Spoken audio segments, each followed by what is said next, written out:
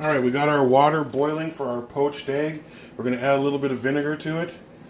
Don't add salt to it because salt stops the egg from being nice and together when you poach it. So always break it into a dish. I'm right-handed, but we're going to do this left-handed, and then we're going to slowly put it into the water. Now, once it's in there, I like to turn the water temperature down slightly so it doesn't foam all over, and it cooks really nicely. And then we're going to put on our timer. We're looking for about 90 seconds for a nice, soft, poached egg. If you look over here, you can see another one. Yep, I broke the egg yolk. Can't poach that. So we're about 15 seconds into it.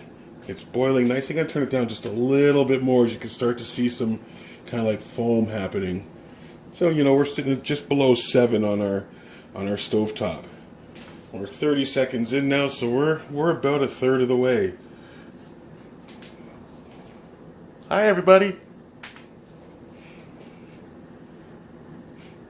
This is my mom's new set. I'm so excited for her to have it to cook. Oh, you can see the foam happening. Now we're about a minute into it. I gotta lift this off because as you see it's just a little too hot. Actually, for me, the way I like mine super soft.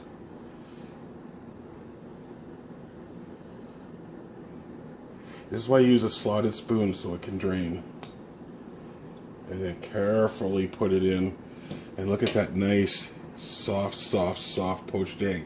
So it's actually still cooking because of the heat that's already in it, but I've turned this off. And we're ready.